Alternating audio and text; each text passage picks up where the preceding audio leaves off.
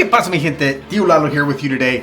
We're going to go ahead and go over a few different things and a few questions people have been asking. As some of you know, I got the Mach AT from GRS, the new one, so the Rev 2024, and I got their new handpiece as well as the 901. It has been a pretty good experience for the most part. I've been using it for almost all of my engraving. With that being said, there's a few things that we need to go over. A few things we need to talk about.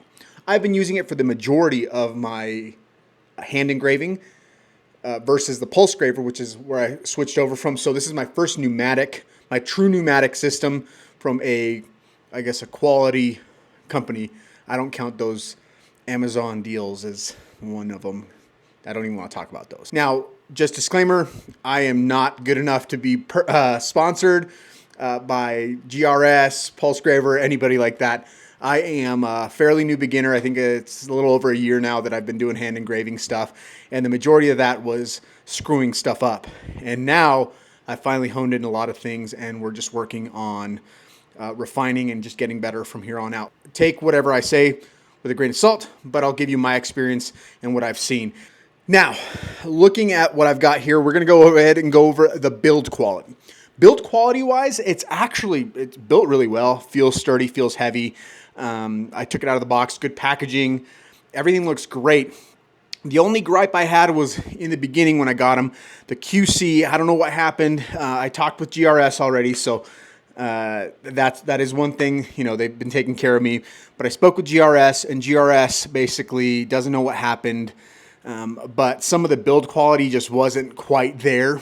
I took it out. Felt great, felt sturdy. There was some of the insulating tape that you put on air valves and air fixtures. It was still hanging off. Now, although that's kind of nitpicky, I am one that I'm like, hey, if I'm going to pay, over $2,000 for something, I hope that it's well built. Now, that was one thing. The filter on the back end of the machine was also loose. It hadn't been tightened, so it was just kind of wiggly and flopping around. That was just really weird. I was like, okay, let me go ahead and tighten that up. So I tightened it up myself. I pulled out the handpiece. The handpiece had the set screw. I don't know if it wiggled out or what had happened, but it was out completely. So I had to readjust that. I spoke with GRS, tuned it as needed, and we were good to go. Now, those, again, were just really nitpicky QC quality. I didn't expect anything bad to happen from that. So we keep moving on forward. The performance. Now, performance is huge, and that's, I think, the main thing most people are focusing on. Performance-wise, guys, it's a beast. I'm going to be honest, it's a beast. It does outperform my pulse graver power-wise. It's a powerful machine. That sucker's been lifting some weights. Now, I can't compare it to, say, like the Lindsay engravers or anything like that. I don't have experience with that. I have heard from a lot of people that, and even GRS, that this machine has, I think it was like 20 to 30% more power than the old Graver Machs or any of the old machines. If you guys own the old ones and you guys have the new ones, chime in. Let me know what you guys think. Big thing with this, though, is I really enjoy the power because it's one single band. So I don't have to reset things. You set your speed. So as soon as you start going, the speed is at, say, 2,300 strokes per minute. It is set at that 2,300 strokes per minute unless you change it by hand, right? That dial. Now, that doesn't mean that it's going to just start pounding away at 2,300. The foot pedal controls your power level. So depending on how much power you give it with the pedal, gives you the amount of power you're going through, in essence. I really enjoy that. Now with this one, obviously, as you push the pedal down, the power keeps going up, so it goes super finite. I mean, it is really refined. And then that 901 goes from like a very, just barely feelable tap in your hand to where you're just doing the hairline engravings all the way up to, pretty much digging all the way to China if you wanted to. It does give you some awesome power, guys. Now, one of the disadvantages, I guess you could say, is that you have to control your foot very, very, very well. Okay, very precise. So you have to control your foot pretty well, which is great. It teaches you some good control. But the only issue you run into is that if you're going, you have that light little tap, and you accidentally say, my dog comes in and spooks me, and I hit that, and I just slam that pedal all the way to the ground.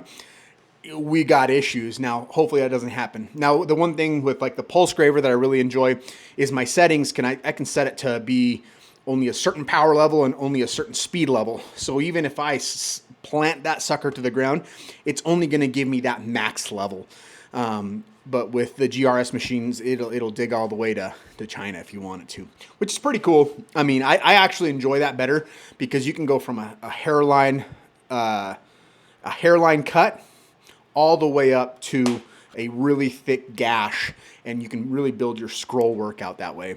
And especially for like bright cuts, things like that, really works well. So the speed level, main speed that I've been using it at is 2300 to 3300. I haven't gone all the way up to, I think it's 6100 is what it has. The precision, like I said, precision is amazing. It is there, and it's just a matter of how precise you want to be. It'll give it to you. The 901 AT handpiece that comes with it actually has a secondary spring that's a precision spring that's even more sensitive. So if you wanted to change it out in the handpiece, you can get even that much more of a precise cut. Have I needed to use it? I haven't actually. The new 901 handpiece gives you a wide range of power and precision. Air usage is probably the one big downfall of this thing. It uses a lot of air, guys. It does. You just expect your compressor to just kick on all the time. Mine kicks on all the time. I'm probably going to move to a bigger compressor since I have a shop where I keep it stationary and I don't need to move it or anything like that. So keep that in mind, guys. It is going to use a lot more air than what you're probably used to, is what I hear people saying. You know, going from a pulse graver to the GRS pneumatic system, it's a lot louder. And that is one thing that I've heard from the Lindsay engravers that they really enjoy, is that there's not much kick on for the air compressor because it uses such a minute amount of air to run. So this sucker is an air hog. Just expect it to use more air. And that's just the nature of the beast. If you want that power, if you want that variety of power and be able to use this machine, just expect your compressor to kick on. Air usage, again, there's some air leaks here and there. I do hear an air leak in my handpiece.